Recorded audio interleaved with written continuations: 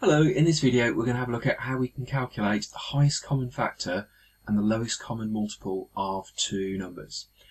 So first of all, let's have a quick recap on what we mean by highest common factor and lowest common multiple.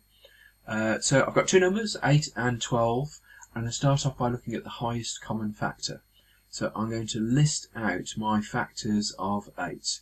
So they are going to be 1, 2, 4, and 8, and my factors of 12 are 1, there's going to be more of these, so 2, 3, 4, 6, and 12.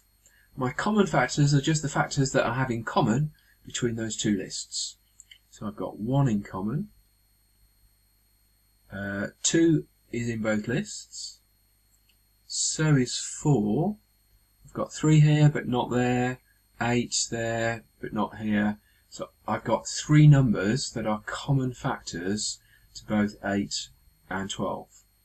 The highest common factor is going to be the largest one of those common factors. So my highest common factor is going to equal 4.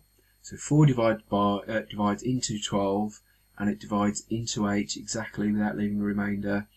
And there isn't a bigger number that will divide into both of those two numbers. So that's highest common factor. Let's have a look at lowest common multiple. Well, the multiples of 8 are just the numbers in the 8 times table. So I'm going to get 8, 16, 24, 32, 40, 48, and so on. It's going to keep on going.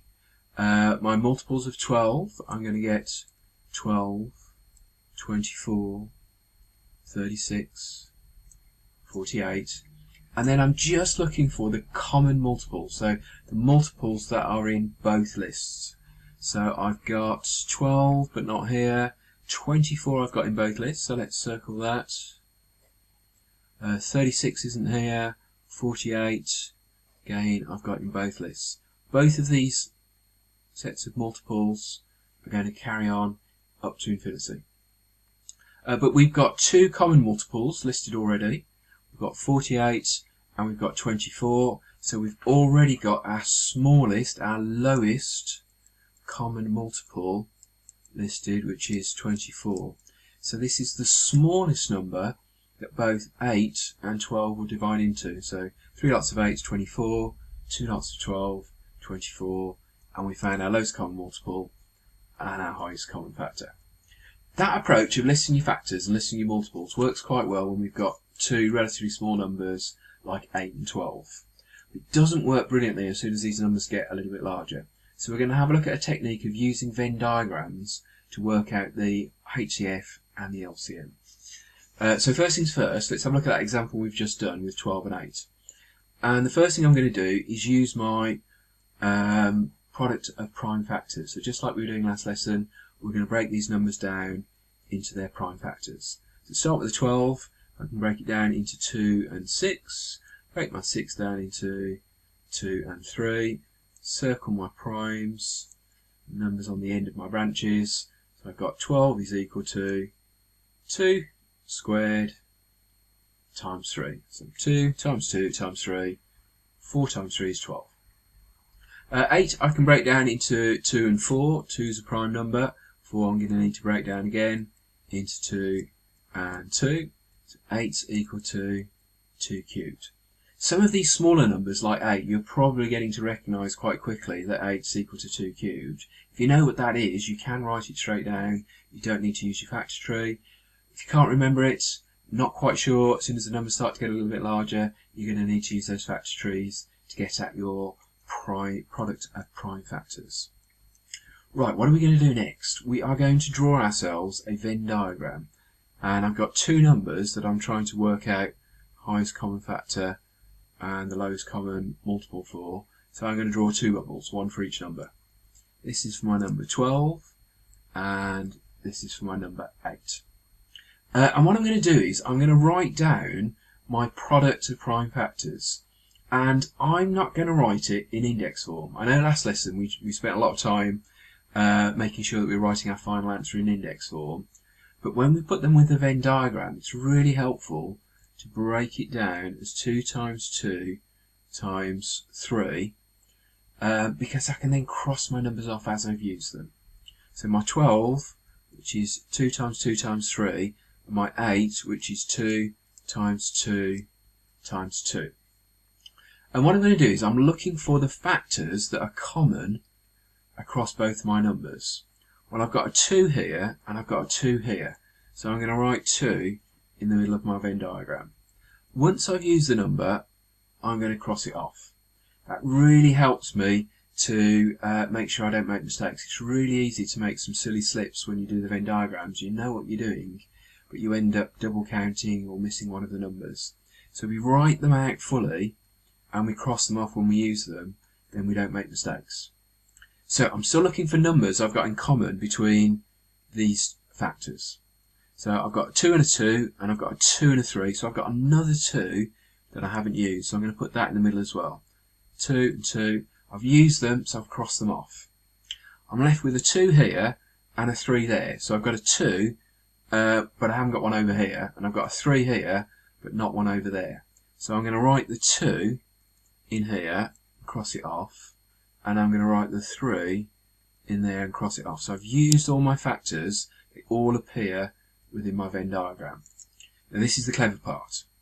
This bit here in the middle, if I multiply any of the numbers that I've written in the middle, that's going to give me my highest common factor. So my highest common factor is going to be equal to 2 times 2, which is 4. Just the value that we worked out last time round. My lowest common multiple, this one's a little bit trickier to calculate. I'm going to get that by multiplying all of the numbers within my Venn diagram. So the 2 and the 2 here I've written once, so I had both numbers in both lists. I'm just going to multiply them once to get to my lowest common multiple. So I'm going to take 3, I'm going to multiply it by my 2, and then multiply it by my 2.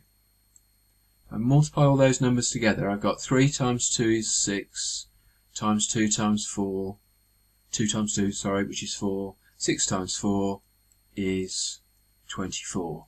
Just the same lowest common multiple that we got when we were comparing our list of multiples. This way it's going to work much better for us as soon as our numbers get a little bit larger. So what did we do? We did our product of prime factors. We've got our index form here. We actually wrote the factors out fully next to each of the bubbles. And we then looked for the common factors. Those go in the intersection piece in the middle. I had 2 in both lists. I had a second 2 in both lists.